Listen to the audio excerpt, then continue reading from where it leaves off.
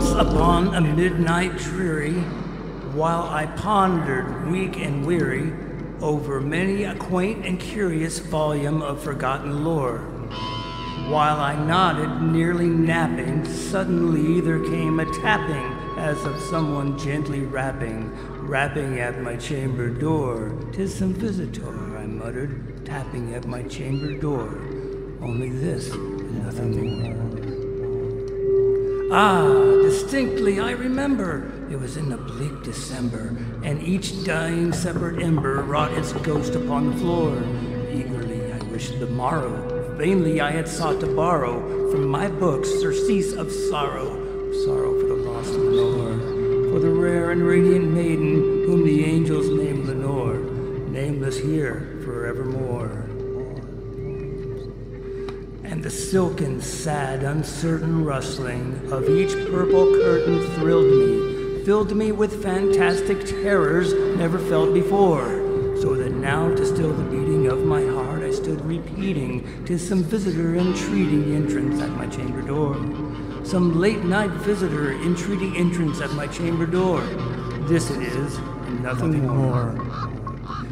Presently my soul grew stronger, hesitating then no longer.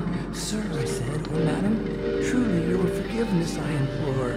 But the fact is I was napping, and so gently you came rapping, and so faintly you came tapping at my chamber door, that I was sure I heard you." Here I opened wide the door. Darkness there, and nothing more. Deep into that darkness peering, long I stood there wondering, fearing, doubting, dreaming dreams no mortal ever dared to dream before. But the silence was unbroken, and the stillness gave no token, and the only word there spoken was the whispered word, "Lenore?" This I whispered, and an echo murmured back the word, "Lenore?" Maybe this, and nothing more. Back into the chamber turning, all my soul within me burning. Soon again I heard a tapping, somewhat louder than before. "Surely," I said, "surely that is something at my window lattice. Let me see then what thereat is, and this mystery explore. Let my heart be still a moment, and this mystery explore. 'Tis the wind and nothing more." Open here I flung the shutter, and with many a flirt and flutter, in there stepped a stately raven of the saintly days of yore. Not the least obeisance made he, not a minute stopped or stayed he, but with mien of lord or lady perched above my chamber door, perched upon a bust of Pallas just above my chamber door, perched and sat, and nothing more.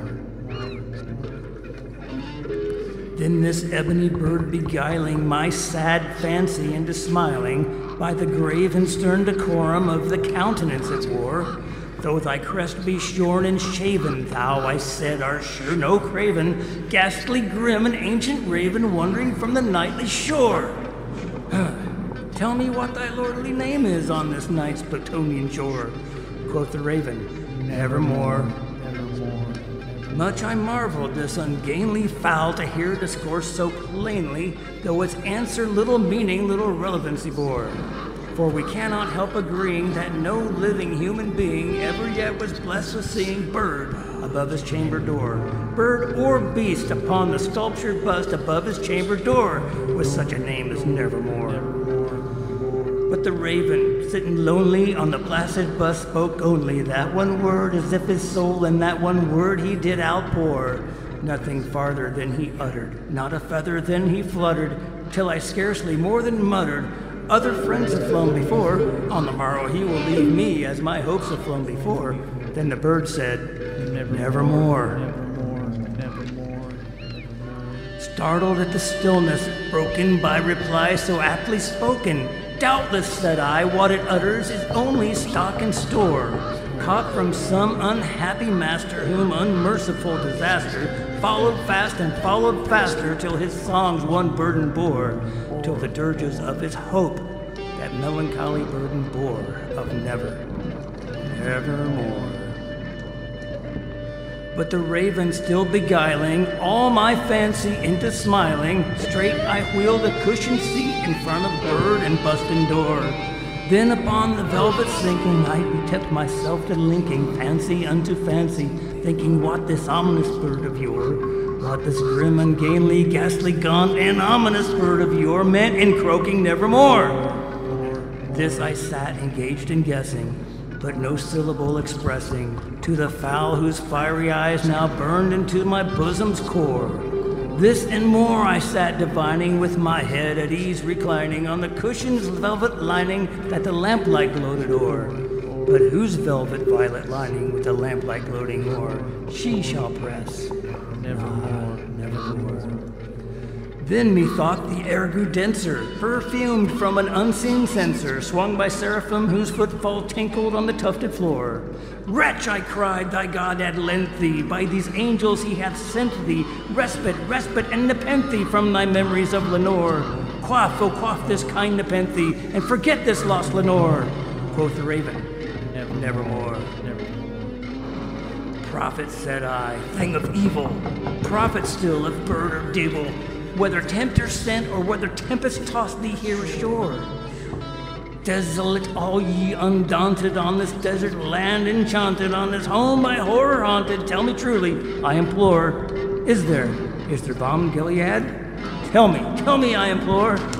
Quoth the raven, nevermore.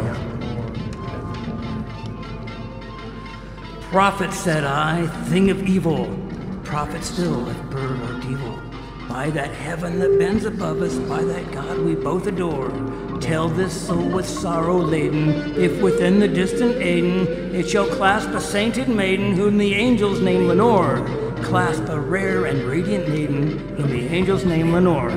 Quoth the raven, nevermore.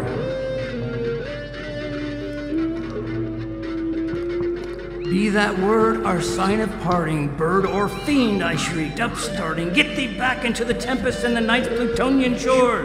Leave no black plume as a token of that lie thy soul hath spoken. Leave my loneliness unbroken, quit the bust above my door. Take thy beak from out my heart, and take thy form from off my door. Quoth the raven, nevermore. And the raven, never flitting, still is sitting on the pallid bust of Pallas just above my chamber door.